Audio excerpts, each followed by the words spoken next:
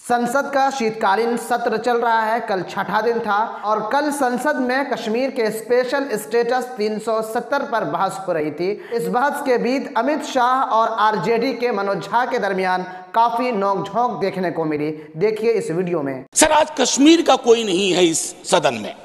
मैं था उस दिन जब नहीं। उन्होंने बड़ा ग्रॉस स्टेटमेंट किया है कि कश्मीर का इस सदन में कोई नहीं है। वो अपने बारे में कह सकते हैं, हमारे बारे में क्यों कह रहे? हम तो सदैव कश्मीर के हैं। सदन की एक व्यवस्था के तहत मैंने ये बात कही थी।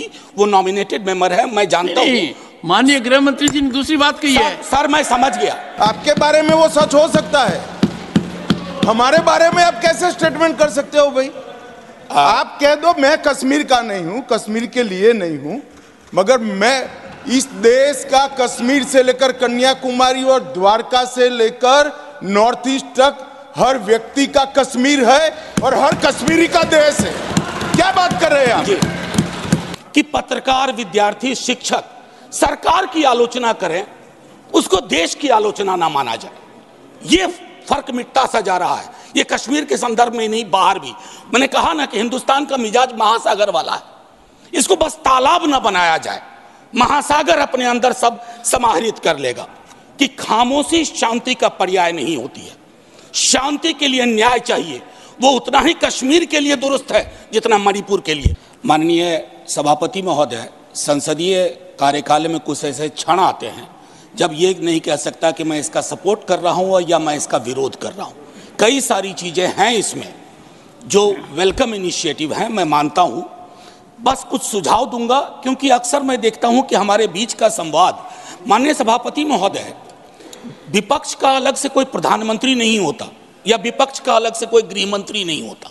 विपक्ष को भी अपनी शिकायत, अपने मुद्दे अपने प्रधानमंत्री के समक्ष, अपनी आलोचना अपने गृह मंत्री के समक्ष रखनी होगी। सर, आज कश्मीर का कोई नहीं है इस सदन में। मैं था उस दिन जब नहीं, सॉरी, ये नॉमिनेटेड मेंबर है। माननीय सदस्य अपने एक सेकंड सर, उन्होंने बड़ा ग्रॉस स्टेटमेंट किया है कि कश्मीर का इस सदन में कोई नहीं है।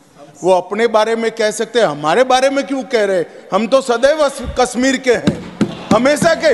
आपके बारे में वो सच हो सकता है, हमारे बारे में आप कैसे स्टेटमेंट कर सकते हो भाई?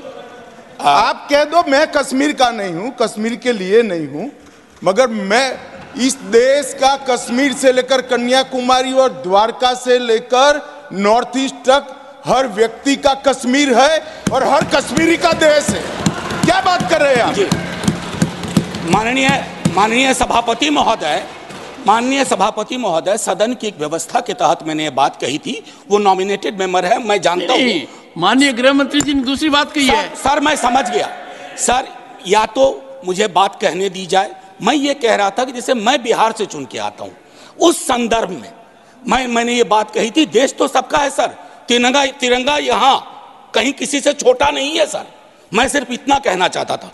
माननीय सभापति महोदय, इसमें बहुत अच्छी चीजें, जैसा मैंने शुरू में ही कहा कि विरोध के लिए विरोध करूं ये उचित नहीं है। माननीय सभापति महोदय, महत्वपूर्ण है कि जब हम ये कहते हैं कि ये नॉमिनेशन होंगे, पहले तो मैं तारीफ करूं कि अंडर प्रिविलेज्ड के बदले एक शब्द जो कि कॉन्स्टिट्यूशनली वैलिड टर्म है, अदर बैकवर्ड क्लासेस, आपने उसका इस्तेमाल किया, तारीफ के काबिल। ये जो नॉमिनेट करने का अधिकार एलजी साहब को है आज की डेट में, कल राज्य बन जाएगा तो गवर्नर साहब होंगे। क्या ये स्टेट असेंबली को डेलीगेट नहीं होना चाहिए? और अगर करना चाहें तो on the aid and advice of, ये व्यवस्था मैं समझता हूं कि होनी चाहिए थी। तारतम्य थोड़ा टूटा है, लेकिन फिर भी मैं अपनी बात कहूं। आरक्षण को लेकर के भी हम पीस मील में करते हैं। हर सत्र में मैं देखता हूं कुछ बिल आते हैं। एक समेकित योजना पूरे देश के संदर्भ में हमें इसके लिए बनाने की आवश्यकता है, वो बहुत बेहतर होगा। आज 370 पे फैसला आया और सदन की जिम्मेदारी आज बढ़ गई है। उस फैसले के बाद सरकार की जिम्मेदारी बढ़ गई है। मैं मानता हूं इतिहास, आपने यहां एक फैसला लिया था, तब संसद वहां थी सर। ये लगभग घिस चुका था, हम भी जानते हैं, लेकिन एक मनोवैज्ञानिक पहलू था। मैं आग्रह करूंगा सरकार से कि उस साइकोलॉजिकल हीलिंग की भी कोशिश होनी चाहिए और ये हीलिंग हो सकती है सर। मैंने कहा ना कि हिंदुस्तान का मिजाज महासागर वाला है, इसको बस तालाब ना बनाया जाए, महासागर अपने अंदर सब समाहित कर लेगा। माननीय सभापति महोदय, जो कश्मीरी घाटी में रह रहे हैं, गांव में रह रहे हैं, उनको लेकर के भी एक चिंता होनी चाहिए।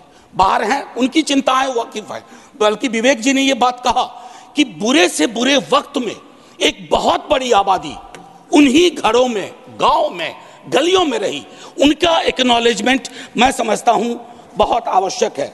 माननीय सभापति महोदय, अंबेडकर साहब कहते थे कोऑपरेटिव फेडरलिज्म, माननीय प्रधानमंत्री जी भी कई बार उसको दोहराते हैं।